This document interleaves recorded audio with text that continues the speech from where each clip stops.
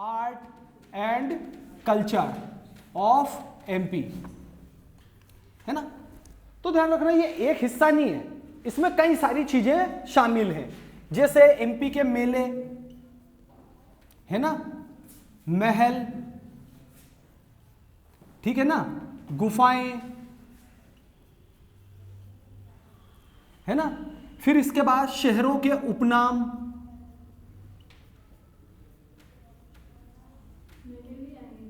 बिल्कुल आएंगे कि कौन सा मेला कहां लगता है। अरे आराम से याद हो जाते हैं, बहुत इंटरेस्टिंग है। 1000 साल पुराने मेले मध्य प्रदेश में, तुमको मालूम है, जो 1000 सालों से लगातार चल रहे हैं। फिर महापुरुषों के उपनाम, यानी अपने जो मध्य प्रदेश के महापुरुष हैं इनके उपनाम, है कि नहीं, और सो मेनी थिंग्स, बहुत सारी चीजें इसमें मैंने तुमको आइडिया के लिए बता दिया। तो आर्ट एंड कल्चर वाला हिस्सा अपन पढ़ रहे हैं, ये सीधा सीधा क्या, इसमें ज्यादा समझने वाली बातें नहीं होती है, याद ज्यादा करना है ना, और काफी इंटरेस्टिंग है। महल हैं, नाम भी बड़े सुंदर सुंदर हैं, राजा रोहित महल, राज बसंती, मदन महल। मदन महल तुमने सुना होगा, टेढ़ा बना हुआ है वो, फिर भी सीधा है वो। महापुरुष हैं अपने, कि मध्य प्रदेश के किन लोगों ने कितना योगदान दिया, है कि नहीं। देखो तुमको एक चीज बताता हूं, महापुरुषों की अपनी बात चली है, तुमने एक बैंक का नाम सुना होगा, आंध्रा बैंक, है कि नहीं।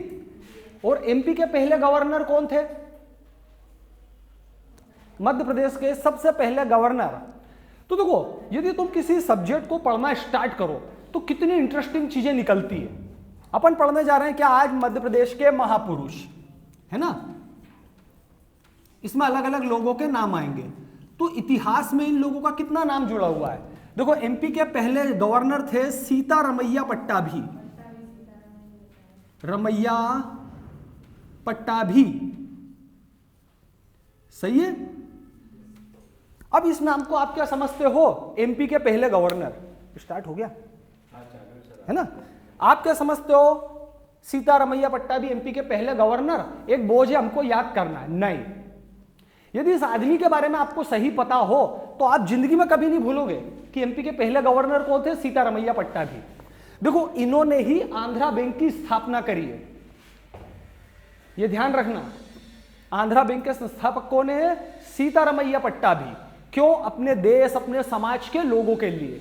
ये इतने बड़े वो कहे समाज सेवक थे कि काफी अमीर होने के बावजूद भी इन्होंने कौन से काम करे कि मेरे देश के लोगों को फायदा मिले। अरे बैंक का पर्सनल फायदे के लिए नहीं होते थे उस वक्त, आज की बात नहीं कर रहे हैं। इलाहाबाद बैंक अपना, है कि नहीं, आंध्रा बैंक, ये सब किसके लिए खोले गए थे, देश और समाज के लिए।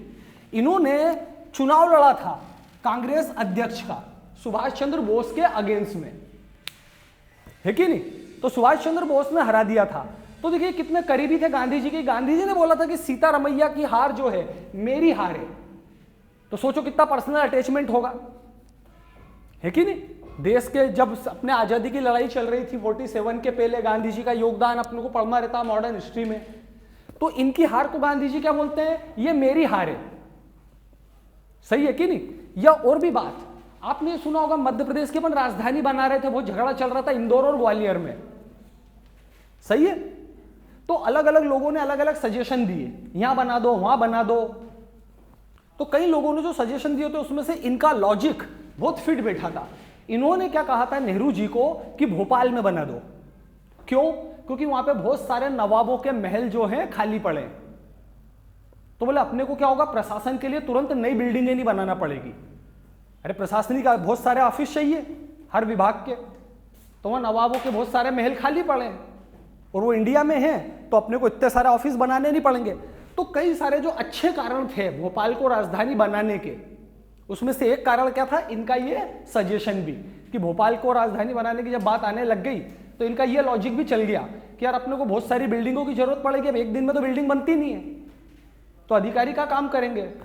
तो ऐसा, तो कितना अटैचमेंट है आप देखो एक आदमी का। इनको ऐसा मत समझो कि ये सिर्फ जो है यहीं तक सीमित है, बहुत सारे लोगों ने बहुत सारे काम करे और ऐसे इंटरेस्ट होना चाहिए।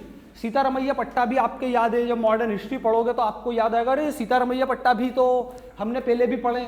तो ऐसे पढ़ाई में क्या तुमको इंटरेस्ट आएगा और तभी तुम्हारा रिजल्ट होएगा। ऐसा रहता है। अब मेरे ख्याल से तुमको एमपी के पहले गवर्नर तो याद हो ही जाएंगे, सही है। चलो अब लिखो मध्य प्रदेश के प्रमुख व्यक्तियों के उपनाम, और इनको याद करा करो आप, है ना। मैं आपको इसीलिए थोड़ी थोड़ी चीजें पढ़ा रहा हूं लाइट लाइट वाली, कि आपको नए सब्जेक्ट में एक फेमिलियर होते जाओ। अब पहला आता, देखो पहली लाइन ही है, मध्य प्रदेश का शिवाजी। अरे सही है, किसको बोला जाता है बताओ? मध्य प्रदेश का शिवाजी। कौन है ये व्यक्ति? तुम सोचो इनको क्या बोलते हैं? मध्य प्रदेश का शिवाजी। शिवाजी के बारे में तो आप बहुत अच्छे से जानते ही होंगे। तो इन व्यक्ति को क्या बोला जाता है? मध्य प्रदेश के शिवाजी। कौन है ये? महाराजा छत्रसाल। अरे याद हो जाएगा कि नहीं? महाराजा छत्रसाल को जानते हो आप? बुंदेलखंड का जो होगा वो तो बहुत अच्छे से जानता होगा इनको।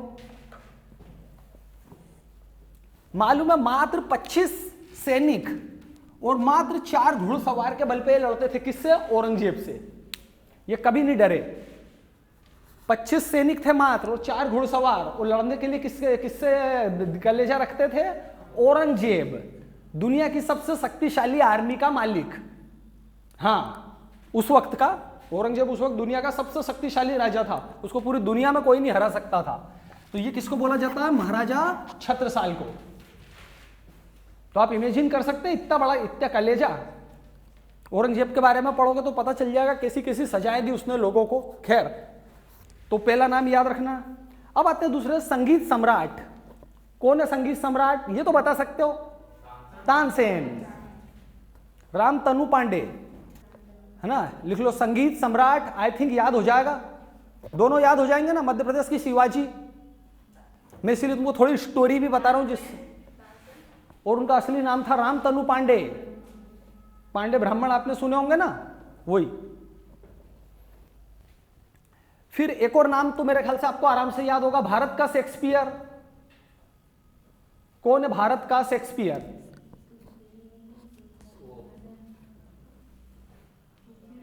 अरे राम, महाकवि कालिदास।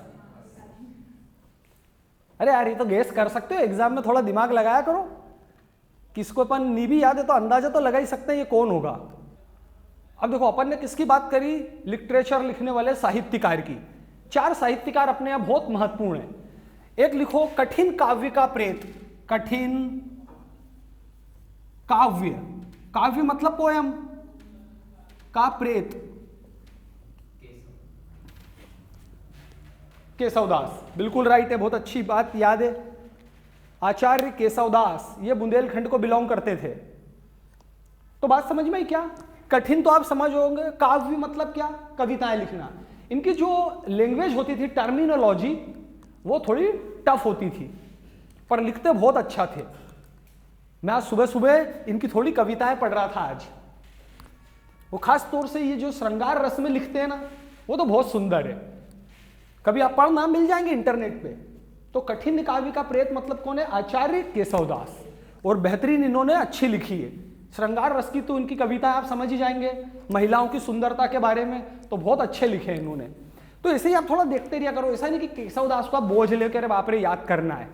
थोड़ा इसमें पर्सनली जानने की कोशिश करो। छोटा छोटा भी यदि नॉलेज रखोगे ना तो आराम से सब याद हो जाएगा, और ऐसी तुम्हारी पढ़ाई होगी, इंटरेस्ट आने लगेगा पढ़ाई का। अब देखो, कठिन गद्य का प्रेत। गद्य, गद्य मतलब क्या? पैराग्राफ। गद्य को इंग्लिश में क्या बोलेंगे? पैराग्राफ। तो इनका जो पैराग्राफ राइटिंग होती थी वो क्या होती थी? टफ थोड़ी सी। तो कौन है ये?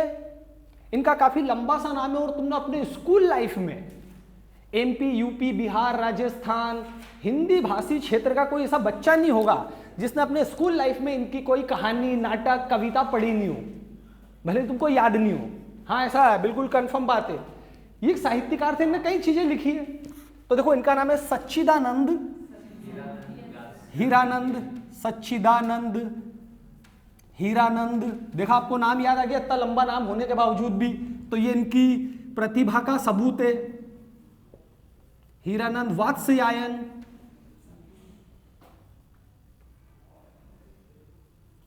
और इनका निकनेम क्या था? अज्ञेय। अज्ञेय।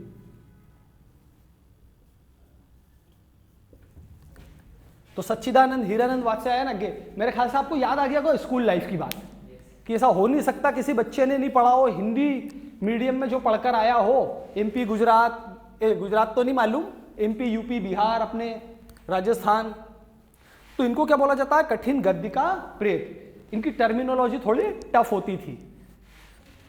अब दो अपन ने लिख लिए। अब एक और पर्सन आते हैं अपने, वृंदावन लाल वर्मा, इनके बारे में आपने सुना है कुछ? लिखो। अच्छा पहले तो इनकी लिखना है अपने को, क्या डेजिग्नेशन की इन्होंने करा क्या है, लिखो। बुंदेलखंड का चंद्रवरदाई, बुंदेलखंड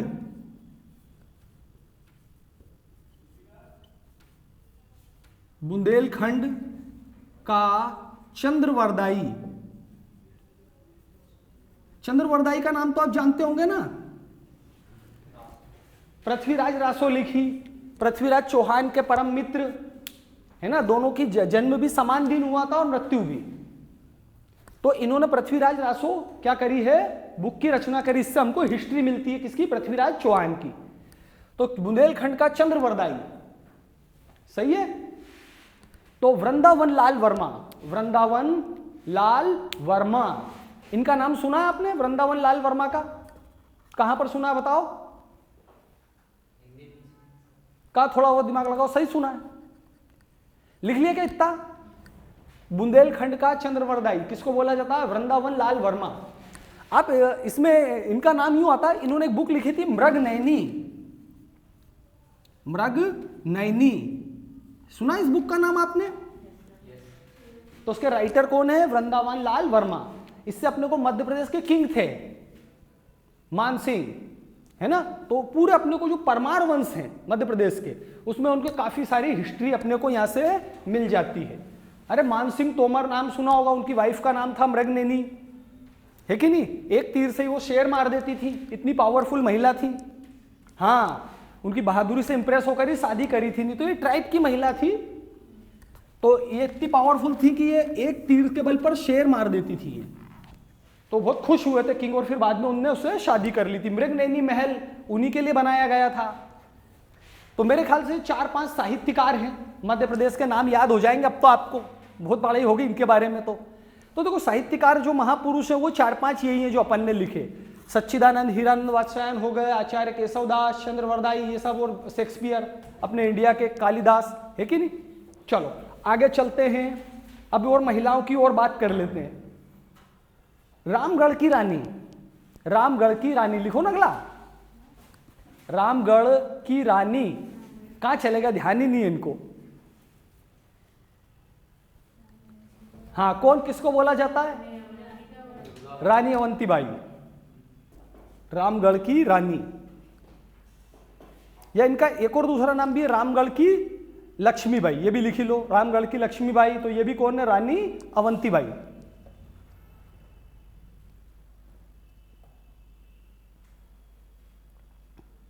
ठीक है, काफी फेमस है, ये आपने देखे होंगे। अब लिखो मध्य प्रदेश के विधि पुरुष, मध्य प्रदेश के विधि पुरुष,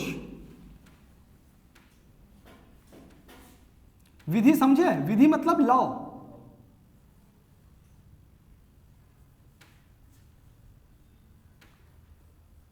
कौन है? अभी अपन ने बात करी, देखो सीतारमैया पट्टाभी की, कौन थे, क्रांतिकारी, स्वतंत्रता संग्राम सेनानी, समाज सेवक। तो कुंजीलाल दुबे जी भी ऐसे ही व्यक्ति थे। ये क्या है, लॉ में बहुत एक्सपर्ट थे, अंग्रेज भी इनको बहुत सम्मान देते थे इनके न्याय की, ठीक है ना। और क्या सुना इनका नाम आपने, कुंजीलाल दुबे जी का, कुंजीलाल दुबे, कहां पर नाम सुना इनका, मध्य प्रदेश की विधानसभा के सबसे पहले अध्यक्ष कौन थे, ये कुंजीलाल दुबे।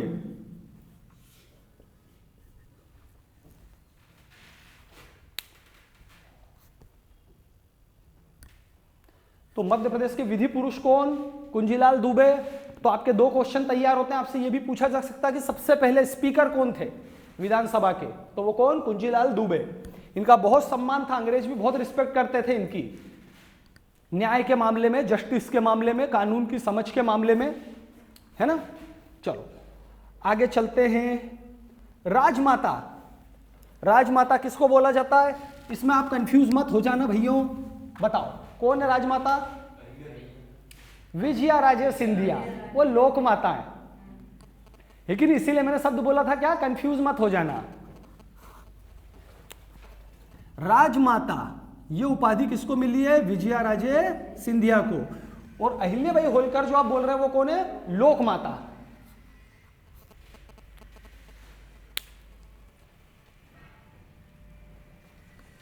चाहो तो लिखी लो, लोक माता देवी अहिल्याबाई होलकर। भारत के बेहद फेमस मंदिर बनवाए इन्होंने, जो बहुत फेमस मंदिर है, बहुत प्रतिष्ठित माने जाते हैं, टॉप 10, तो उसमें से पता चला 5 में इनका कंट्रीब्यूशन है। एक वो आपका बनारस में मंदिर आता है काशी विश्वनाथ, ये सब मुस्लिमों ने तोड़ दिया था, तो उसको रिनोवेट किसने करवाया? इन्होंने। या तुम्हारे ये मंदिर अपने उज्जैन में महाकालेश्वर, तो इसको भी इल्तुतमिश ने बहुत पहले ही तोड़ दिया था, बाद में मराठों ने उसको वापस बनवाया, तो उसमें एक बहुत बड़ा कंट्रीब्यूशन किनका है? इनका भी। भारत के यदि टॉप 10 मंदिरों की बात करो जो हिंदू धर्म के लिए बहुत सम्मानित हैं, काशी विश्वनाथ आप समझते ही हो, है कि नहीं? उज्जैन के मंदिर का समझते ही हो महत्व, तो ये सब तोड़ दिए गए थे, तो इन्होंने उनको वापस बनवाया, रिनोवेट करवाया, कंट्रीब्यूशन दिया बड़े लेवल पे। तो राजमाता कौन? विजया राजे सिंधिया। और लोक माता कौन? देवी अहिल्याबाई होलकर। दोनों साथ में लिख लेना तो आपको कंफ्यूजन नहीं रहे, गलत याद कर लो। फिर आते हैं भाजपा के पितृपुरुष। भाजपा के पितृपुरुष है ना, ये दो अलग अलग है, तो यहां पर कौन आएंगी? विजया राजे सिंधिया। विजया राजे सिंधिया, आपने देखा होगा इनका फोटो वगैरह बहुत फेमस है। और ये कौन है? देवी अहिल्याबाई होलकर।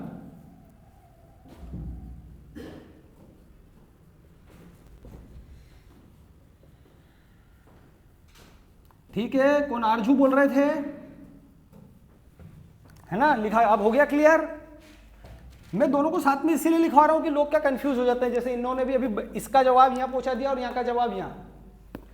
विजया राजे सिंधिया, इनकी समाधि बनी हुई है, कल अपन ने सांख्य सागर झील पढ़ी थी माधव राष्ट्रीय उद्यान में, उसी के बगल में, तो इनकी समाधि बनी हुई है, उसको मध्य प्रदेश का ताजमहल बोलते हैं। ये ध्यान रखना, इतनी सुंदर बना रखी है शिवपुरी में। चलो अगला क्या लिखवाया था मैंने? हाँ, भाजपा के पितृपुरुष, यानी ये वो लोग हैं जिन्होंने भाजपा को स्टेब्लिश करा। कुशाभाऊ ठाकरे, कुशाभाऊ ठाकरे, ये ध्यान रखना, ये लोग कौन है जिन्होंने भाजपा की स्थापना करी है? अटल बिहारी वाजपेयी, कुशाभाऊ ठाकरे और सब लोग, है ना? इंदौर में इनकी मूर्ति भी लग रही है, वो MR10 तरफ जाना, आप वहां देखना, वहां लिखा हुआ कुशाभाऊ ठाकरे मार्ग। तो बीजेपी के संस्थापक ये धार के रहने वाले थे। अभी के समाज सेवक टाइप के लोग थे, एक जगह तो इनका कोई फिक्स निशान नहीं है ना? पर ये धार के में जन्म हुआ था, आसपास किसी गांव में। और ये भी लिख लेना नोट, एक क्वेश्चन आता रहता कि भाजपा का सबसे पहला अध्यक्ष कौन था? सबसे पहला अध्यक्ष भाजपा के कौन? अटल बिहारी वाजपेयी। ये आ चुका है PSC में, नोट कर लो अलग से।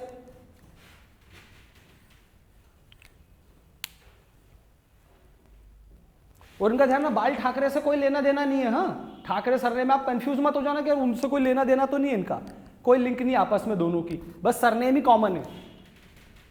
नहीं तो आप ऐसा सोचोगे उनकी फैमिली कुछ वो भी नेतागिरी में थे, ये भी हैं, ऐसा कुछ नहीं, कोई लिंक नहीं आपस में, अलग अलग है सब। ठीक है, विधि पुरुष हो गए, ये हो गया। अब आते हैं बहुत खास नाम, पितृपुरुष, यानी ये वो लोग हैं जिन्होंने भाजपा की स्थापना करी थी कभी। पितृ पिता, पितृ मतलब पिता, पितृ मतलब क्या हो गया? पुरानी पीढ़ी के लोग हो जाते हैं वो। हाँ, एक नाम सुना तुमने, रजनीश, आचार्य रजनीश ओशो, सही है? ठीक है, नाम सुना इनका? Very powerful person. ये अपने आप को भगवान बोलते थे कि मैं कौन हूं? भगवान। इनकी कोई बुक पढ़ी है कभी? यदि तुम इनके 1-2 प्रवचन पढ़ लो, भक्त हो जाओगे इनके। जबरदस्त लॉजिक, अल्टीमेट किताबें। हाँ, कम से कम 1000 से ऊपर बुक्स हैं इनकी लिखी हुई, 1000 से ऊपर, ज्यादा ही होगी, 2000 भी हो तो पता नहीं। तो ये बोलते थे मैं भगवान हूं। और ये कहां के रहने वाले थे? अपने रायसेन मध्य प्रदेश, है कि नहीं? अभी रजनीश ही है इनका, राजेंद्र जैन लिखो, रजनीश ओशो,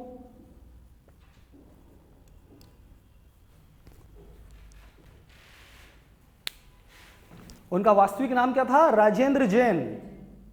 ये बोलते थे कि मैं भगवान हूं।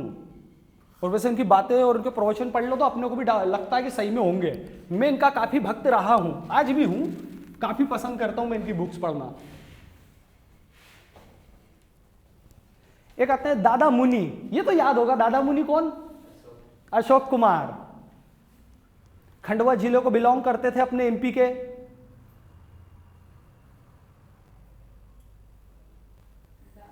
दादा मुनि इनका नाम है।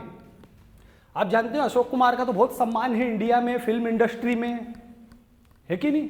और इन्होंने फिल्म इंडस्ट्री को बढ़ावा देने के लिए बहुत कंट्रीब्यूशन करा है, काफी योगदान दिया पर्सनल, कि मेरी फील्ड आगे बढ़े, मैं आगे नहीं बढ़ूं भले मेरे पास पैसा नहीं आए। समर्पित भाव से काम करने वाले लोग जिन्होंने देश और समाज के लिए काम करा, कभी भी अपने लिए काम बाद नंबर 2 पर करा। पहले काम किसके लिए करा? कि मैं ऐसा काम करूंगा जिससे मेरे देश को फायदा हो। अपन ने बात करी भी सीतारमैया पट्टा भी की, तो ये तो ऑलरेडी बहुत अमीर आदमी थे, चाहते तो घर में बैठे रहते, कहा को जाते स्वतंत्रता संग्राम में लड़ने, कहा को बैंक खोलते, पर इनके कामों के कारण ऐसे ही अपने पूर्वज थे, इसीलिए अपन ये आज इतनी शांति से पढ़ रहे हैं। चलो, नाम है एमपी इंडिया दोनों या कॉमन है। दादा मुनि पूरे इंडिया में इनको क्या बोला जाता है? अशोक कुमार को दादा मुनि बोला जाता है। और ये फिल्म इंडस्ट्री को बिलोंग करते थे। तो एमपी और इंडिया दोनों कॉमन है, यहां एमपी में भी और इंडिया में भी। अब आते हैं मालवा का कबीर। मालवा का कबीर,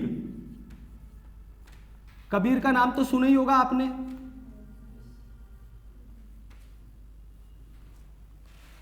है ना? स्कूल कॉलेज में आपने 100% इनका कुछ ना कुछ पढ़ा जरूर होगा अपनी टेक्स्ट बुक में। तो ये किसको बोला जाता है? संत सिंगा जी, इनका नाम ही है संत। संत तो वही सन्यासी वाला संत हो गया, सिंगा जी। हाँ, संत सिंगा जी का मेला लगता है, बिल्कुल सही बात है। ये भी अपन मेले में पढ़ेंगे, आर्ट एंड कल्चर ही पढ़ रहे हैं अपन। तो ये नाम काफी महत्वपूर्ण है, मालवा का कबीर। तो कबीर ने जैसे जाति प्रथा का बहुत विरोध करा, धर्म को से रिलेटेड लोगों को जोड़ा, तो इसी तरह के काम इनके हैं, काफी इंपॉर्टेंट परीक्षा के लिए।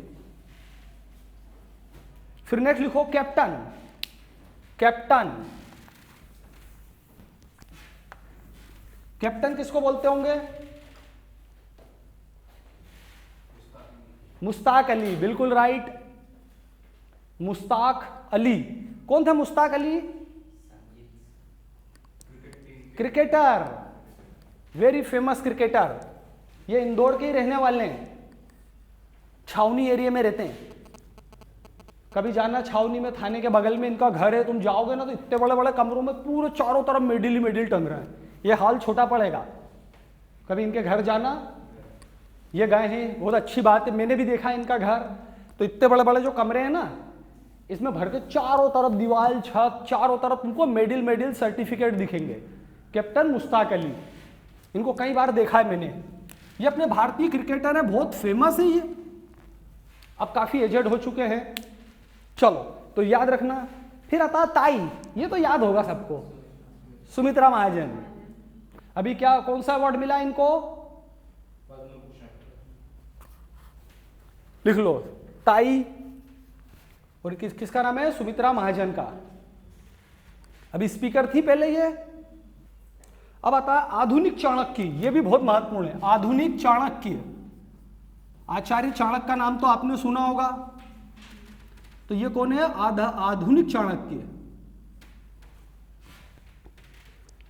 तो द्वारका प्रसाद मिश्र, काफी इंपॉर्टेंट है, ध्यान रखना। एसआई कांस्टेबल में ये क्वेश्चन कई बार आया है। अपन यदि महापुरुषों की बात करें ना, तो इनका नाम सबसे ज्यादा बार रिपीट हुआ है, क्योंकि आदमी समझ ही नहीं पाता कौन है। द्वारका प्रसाद मिश्र, ये भी समाज सेवक प्लस बहुत एक्सपर्ट आदमी रहे हैं, बहुत सारी जगह पर इन्होंने काम करा है। आधुनिक चाणक्य द्वारका प्रसाद मिश्र। फिर आता है, लिखो गोली। गोली वो बंदूक की गोली वाली बात हो रही है ना, और इंग्लिश में इन्हीं को ही बोला जाता है बुलेट। वही गोली, बंदूक की गोली वाली बात हो रही है। कौन थे ये, नाम सुना है? शंकर लक्ष्मण। शंकर लक्ष्मण, जानते हो, इनका नाम सुना है? ये अपनी जो इंडियन हॉकी टीम है ना, उसमें विकेट कीपर थे, गोलची जिसको अपन सामान्य शब्दों में बोलते हैं कि नहीं, वो। तो जब ये रहते थे ना, तो बहुत मुश्किल से कोई गोल लगा पाता था, रेयर ही कि इनके प्रेजेंस हो और कोई गोल मार जाए, बहुत मुश्किल होता था। तो इनको इस काबिलियत के कारण क्या दिया गया है, बुलेट या गोली का जो है खिताब दिया गया। पहले जब अपन वर्ल्ड कप में जीता करते थे, ओलंपिक वगैरह में, हॉकी अपना राष्ट्रीय खेल है, तो ये उसी टीम के मेंबर है, ये गोलची होते थे। तो बहुत मुश्किल से कोई टीम इनकी प्रेजेंस में जो है गोल मार पाती थी, तो इसीलिए इनको नाम दिया गया। और किसको बिलोंग करते थे, एमपी के महू को। अब खिलाड़ी हैं, इनका तो अलग अलग जगह पर आना जाना रहता है, पर बाय बर्थ कहाँ के हैं ये, महू।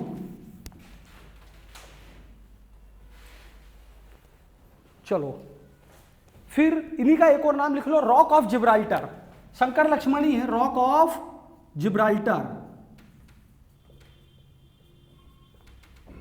जिब्राल्टर, रॉक, रॉक मतलब चट्टान, जिब्राल्टर क्या, अपना जो कोई बहुत मजबूत चीज, जैसे अपने ग्वालियर का किला, उसको भी बोलते हैं रॉक ऑफ जिब्राल्टर।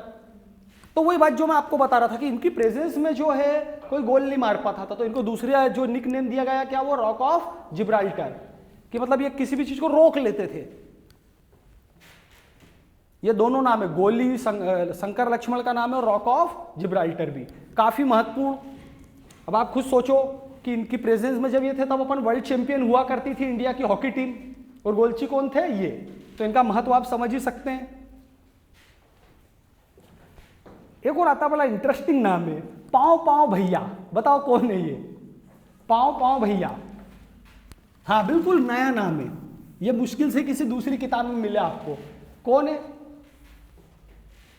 बड़ा आराम से याद हो जाएगा, शिवराज सिंह चौहान, उनको बोला जाता है पांव पांव भैया, ये उनका नाम है।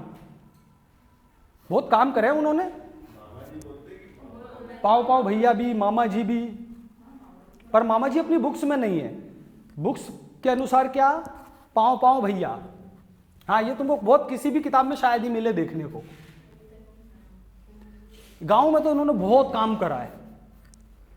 जब बीजेपी चुनाव हारी थी, तो मैं 15 दिन तक ये सोचता रहा था कि बीजेपी हार कैसे गई यार, एमपी में इनका हारना बहुत मुश्किल है।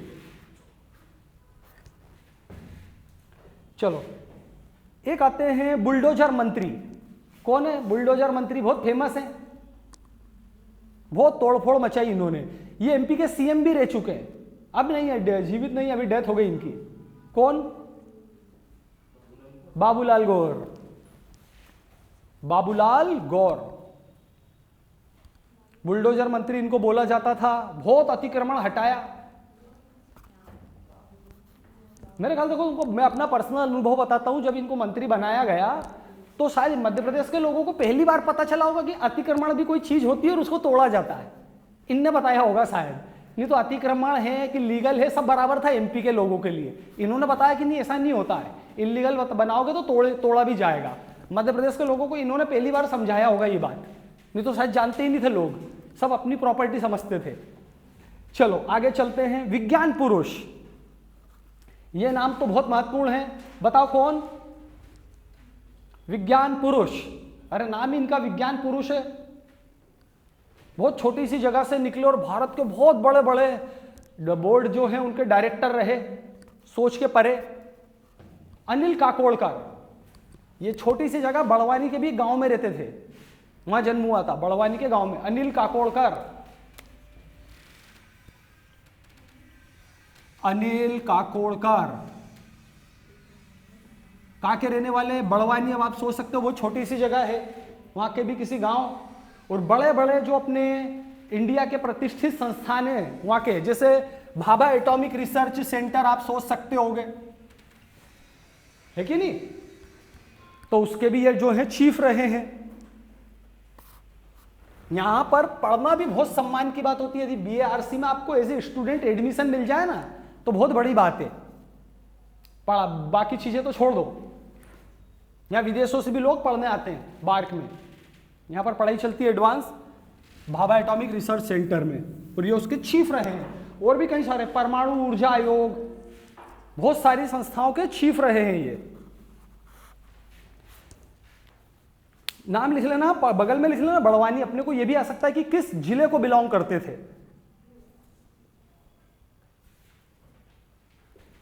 अगेन दो और इंपॉर्टेंट आ रहे हैं।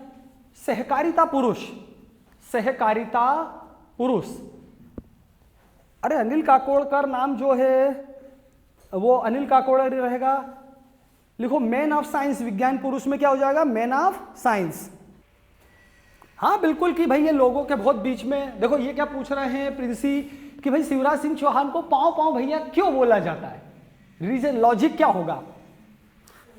अब देखो क्या रहता है, अभी वैसे तो अपना ये डायरेक्ट सब्जेक्ट नहीं है, लेकिन क्या रहता है इनका पर्सनल अटैचमेंट बहुत रहा लोगों से, जैसा बोला जाता है। इन्होंने कई योजनाएं चलाई थी, अपने विधायकों को ये बोला था कि घर घर जाओ तुम्हारे विधानसभा क्षेत्र में और एक एक आदमी से मिलकर आओ। यानी विधायक क्या होगा, अपने विधानसभा क्षेत्र में जाएगा और एक एक घर के बुजुर्ग से मिलकर आएगा कि वहां उसको कोई परेशानी तो नहीं है। तो आप सोच सकते हो इतने बड़े बड़े विधानसभा क्षेत्र और पैदल जाना, पूरे मध्य प्रदेश के विधायक पैर पड़ेंगे घर घर जाके बुजुर्गों के। तो इसलिए लोगों ने फिर इनका नाम रख दिया। तो वैसे देखो रीजन पर मत जाना, आप तो सीधा इनको रट लो, क्योंकि फिर क्या बहुत ओवर हो जाएगी पढ़ाई वो। बाकी इनके पर्सनल अटैचमेंट के कारण बोला जाता है पाँव पाँव भैया, यानी इनकी ग्रिप इतनी ज्यादा पब्लिक के बीच में यूं। चलो अपन बात कर रहे थे काय की, सहकारिता पुरुष दामोदर पुरोहित। कोऑपरेटिव में सहकारिता क्या हो गया? कोऑपरेटिव सोसाइटी जो होती है ना, सहकारिता पुरुष, कोऑपरेटिव मैन। सहकारी संस्थाएं होती है ना, आपने देखा होगा बहुत सारी। अरे गुजरात मर्केंटाइल कोऑपरेटिव बैंक, सहकारी बैंक आपने सुनी होगी, है ना। तो मध्य प्रदेश में सबसे पहले इन्होंने सहकारी बैंक इन्होंने ही खोला था, है ना। ये ज्यादा दूर नहीं, अपने इंदौर में पास में गांव है हातोद, हातोद है ना, वहीं पर। जब सहकारिता लॉ बना तो इन्होंने बहुत काम करा। सहकारी संस्थाओं में क्या होता है, गरीब लोगों को थोड़ा कम रेट पर थोड़ा कोऑपरेट करते हुए लोन मिल जाता है, जिससे कि गरीब वर्ग के लोग भी ऊपर उठ सके, कुछ काम धंधा खोल सकें। तो ध्यान रखना, इंपॉर्टेंट बहुत है एग्जाम में। दामोदर पुरोहित कौन? सहकारिता पुरुष। फिर आता है नर्मदा पुरुष, कर लेते हैं अगला। यह भी बहुत इंपॉर्टेंट है, एग्जाम में आता रहता है। नर्मदा पुरुष,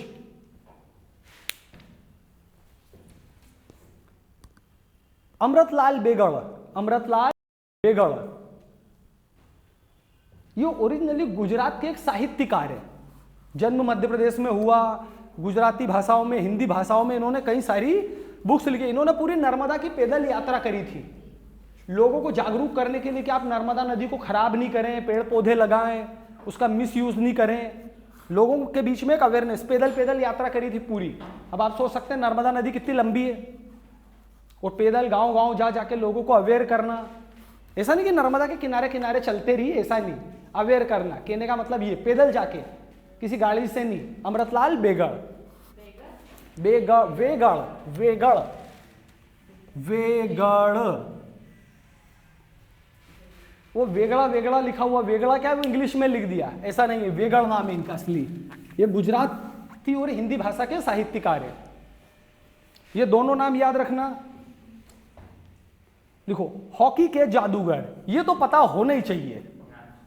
हाँ, इनके बारे में तो आपने बहुत सुना होगा। हॉकी के जादूगर, इनका जन्मदिन कब आता है? अरे इनका जन्मदिन कब आता है? बहुत फेमस डे है, 29 अगस्त को राष्ट्रीय खेल दिवस इनके सम्मान में मनाया जाता है। 29 अगस्त राष्ट्रीय खेल दिवस, इनका जन्मदिन है। तुमने एक नाम सुना होगा, बताओ अच्छा, ग्वालियर में कौन सा स्टेडियम है बहुत फेमस क्रिकेट का? रूप सिंह। रूप सिंह कौन? इनके बड़े भाई। वो भी हॉकी के खिलाड़ी थे, बहुत फेमस। कौन सा? वो स्टेडियम स्पोर्ट्स वाले हिस्से में आते ही आता है। रूप सिंह स्टेडियम कहाँ? ग्वालियर। वो कौन थे रूप सिंह? इनके भाई, सगे भाई हैं दोनों। वो भी हॉकी के बहुत बड़े खिलाड़ी थे। और जैसे तुम्हारा रूप सिंह स्टेडियम इंटरनेशनल लेवल का स्टेडियम है, वो आप जानते होंगे, है कि नहीं? स्टेडियम का मतलब ये नहीं कि लंबी चौड़ी खाली जमीन, ऐसा नहीं होता है। उसके अपने बहुत सारे नियम होते हैं। स्टेडियम बनाना भी एक सम्मान की बात है कि इंटरनेशनल लेवल के स्टेडियम है। अपन स्टेडियम पढ़ेंगे, उसमें भी आएंगे बहुत। चलो, नर्मदा पुरुष हुए। एक लिखो, संगीत जगत का कबीर। संगीत जगत का कबीर। अभी अपन ने मालवा के कबीर पढ़े थे। कौन थे मालवा के कबीर? संत सिंगा जी। संगीत जगत का कबीर कौन है? Very famous person. इनका नाम है कुमार गंधर्व। ये तुमको आसानी से याद नहीं होगा, थोड़ी स्टोरी सुनाता हूं उनकी। ये वैसे कर्नाटक के रहने वाले थे, है ना? मुस्लिम थे मूल रूप से, ऐसा बोला जाता, कंफर्म नहीं मालूम मुझे भी। कोई बोलता नहीं थे, कोई बोलता थे, वो सर छोड़ो। फिर बाद में क्या हुआ, इनका बहुत इंटरेस्ट आया, तो ये कहाँ चले गए? देवास। देवास में मंदिर है, माता मंदिर। अरे माता जी का मंदिर है ना, तो ये वहीं पहाड़ पर ही रहते थे। वहीं पर अपना जो भी है छोटा मोटा आश्रम, घर, कुटिया, जो भी कहे। और वहीं से फिर इन्होंने क्या है, संगीत में म्यूजिक कंपोजिंग, गाने वाने लिखना, ये वो सब चालू करा। तो जब ये जीवित थे, अभी तो उनकी डेथ हुई 20 साल से ऊपर हो गए होंगे कम से कम, तो यूं मान के चलो इंडिया के सारे रेडियो पे इनके गाने आते ही आते थे, दिन में 50 बार। हाँ, ये गाते भी थे, राइटिंग भी करते थे, तो इनके गाने आते ही रहते थे। तो कुमार गंधर्व ये मूल रूप से एमपी के नहीं थे, कर्नाटक के थे, पर इन्होंने सारा वर्क कहां पर करा है? देवास में चामुंडा माता टेकरी पे, ये वहीं रहते थे। अब आप सोचो, पूरे इंडिया के, पहले तो रेडियो बहुत फेमस हुआ करता था, है कि नहीं, 20 साल 25 साल पहले। और वो आदमी जिसके गाने दिन में 50 बार बजते हों, दिन में आते ही रहते हों, तो उनकी कितनी कमांड होगी? तो कुमार गंधर्व, आप समझते हैं ना, रेडियो पे आना भी एक बहुत सम्मान की बात है कलाकार में, कि ऐसे सिंगर आपको बुलाया जाए। अब नेक्स्ट लिखो, नृत्य सम्राट। नृत्य सम्राट,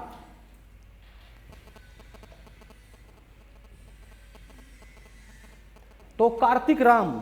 नृत्य सम्राट, नृत्य मतलब डांस।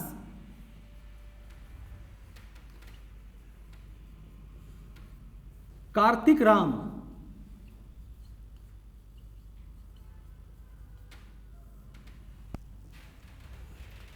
ये कथकली के बहुत फेमस डांसर थे,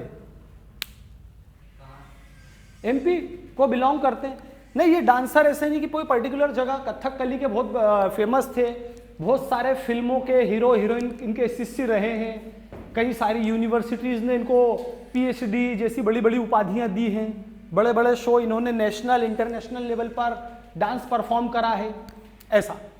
तो बस नृत्य सम्राट कार्तिक राम, ये याद रखना। अब बता, व्याकरणाचार्य। व्याकरणाचार्य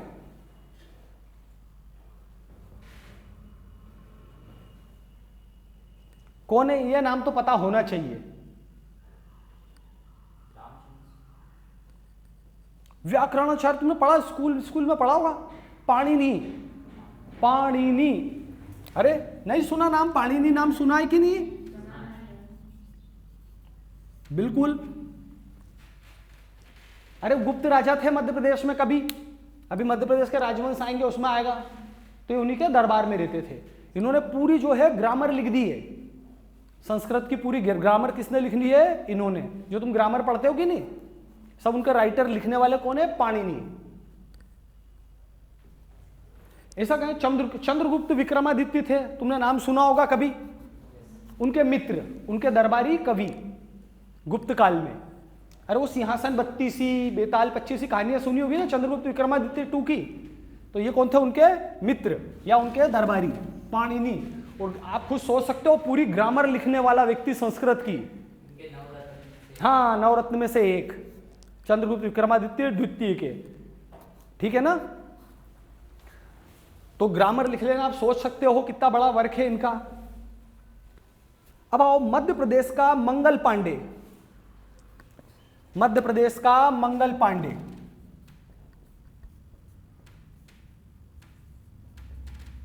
मंगल पांडे को तो आप बहुत अच्छे से जानते होंगे। वैसे मतलब मंगल पांडे जी थे कहां के ओरिजिनली?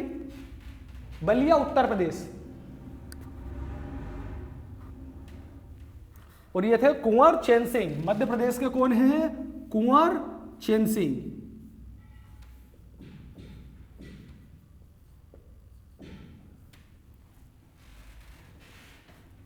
आप कभी जैसे भोपाल जबलपुर जाओ, भोपाल के आगे तो नरसिंहगढ़ आता है।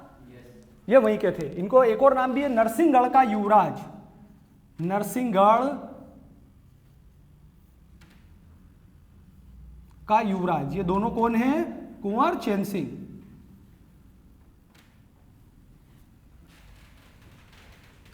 नरसिंहगढ़ कहां पे? भोपाल जबलपुर के आगे। आप ट्रेन वगैरह से बस से जाओगे तो आएगा बीच में नरसिंहगढ़। ठीक है ना? तो मध्य प्रदेश के मंगल पांडे काफी इंटरेस्टिंग नाम है। और जैसे सीहोर जाते हैं ना तो रास्ते में एक नदी आती है। आपने इंदौर से कभी सीहोर गए होगे तो रास्ते में एक नदी देखी होगी, वहां बगल में एक छतरी भी दिखती है। तो वो किनकी छतरी है? इन्हीं की छतरी। मतलब क्या, जब इनका डेथ के बाद में क्रियाक्रम करा होगा तो कहाँ हुआ था? नदी किनारे सीहोर में। अब आपको याद नहीं होगा, पहले यदि आपने पढ़ा होता तो अब दिमाग में रखना बात। कभी बस बाय बस जाओगे तो सीहोर के उधर एक आपको नदी मिलेगी, वहां देखना छतरी आपको बाहर से दिख जाती है बस में से, मेन रोड से। तो नाम तो नहीं है, छोटी मोटी ला से कुछ नाम है, मेरे को इतना तो याद नहीं है उस नदी का नाम। अरे लूनी नदी मध्य प्रदेश में ही नहीं है, राजस्थान में। वो लूनी नदी नहीं है मध्य प्रदेश में। वो नदी तो इतनी बड़ी फेमस नहीं है, बट छतरी आपको दिख जाएगी। मतलब क्या, इनका समाधि स्थल जो है, इनकी मृत्यु के बाद इनका क्रियाक्रम करा गया होगा। हाँ, अब आते हैं अंग्रेजों का आतंक। अंग्रेजों का आतंक। फिर दूसरा लिखो कॉमा लगा के मामा। और तीसरा इन्हीं का नाम लिखो Indian Robin hood. Indian Robin hood. नाम याद आ गया? कौन? तांटिया भील। रॉबिन हुड इनको बोला जाता है। रॉबिन हुड क्या थे? वो इंग्लैंड में थे कि वो अमीरों से पैसा लूट के गरीबों में बांट देते थे, ऐसा। पर ये कौन? अंग्रेजों के विरुद्ध लड़ने वाले लोग हैं। Indian Robin Hood, Tantia Bhil. फिल्में भी बनी है इनके ऊपर। नेक्स्ट लिखो विंध्य का सफेद शेर। विंध्य का सफेद शेर। श्रीनिवास तिवारी। श्रीनिवास तिवारी। हाँ, ये रीवा को बिलोंग करते थे, बहुत सारे पदों पे रहे, राजनीतिज्ञ थे। तो विंध्य का सफेद शेर तो श्रीनिवास तिवारी। या इनका इन्हीं का ही नाम है यति तिवारी। एक ही नाम है, श्रीनिवास तिवारी बोलो या यति तिवारी, लिख लो चाहो तो, नहीं तो कभी कंफ्यूज हो जाए, एग्जाम में पूछ ले वो। यति तिवारी एक ही पर्सन है, श्रीनिवास तिवारी या यति तिवारी, नहीं तो आप कंफ्यूज हो जाओ कि भाई ये यति तिवारी तो हमने नहीं पढ़ा। तो देखो, जिनको मैंने आईएमपी लिखवाया उनको ध्यान रखना। नर्मदा पुरुष, सहकारिता पुरुष, मालवा के कबीर, ये सारे। अब एक दो छोटे मोटे नाम बचे हैं, जैसे बाबा साहब किसको बोलते हैं? भीमराव अंबेडकर। भीमराव अंबेडकर भी एमपी को ही बिलोंग करते थे, आपको पता होगा, है कि नहीं? महू को। तो ये अभी नहीं लिखवाया, चाहो तो लिख लो, बाबा साहेब भीमराव अंबेडकर। बाकी मोस्टली तो मैंने लिखवाई दिए तुमको।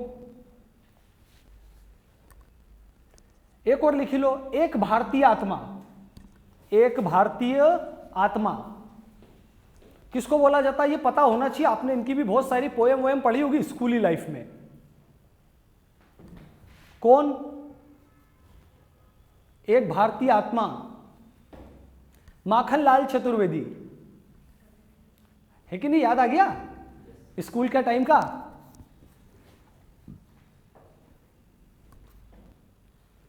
चलो, इसी में देखो इतने नाम हैं। वैसे तो देखो मैंने तुमको लगभग 100% कवर करा दिए, मुझे नहीं लगता कि इससे ज्यादा मिलेंगे, पर यदि कोई नया डिक्लेयर हो जाए तो उसको ऐड कर लेना। और वैसे इतने भी कर लिए तो इसमें से एग्जाम में तो किसी में कोई बाहर नहीं जाए।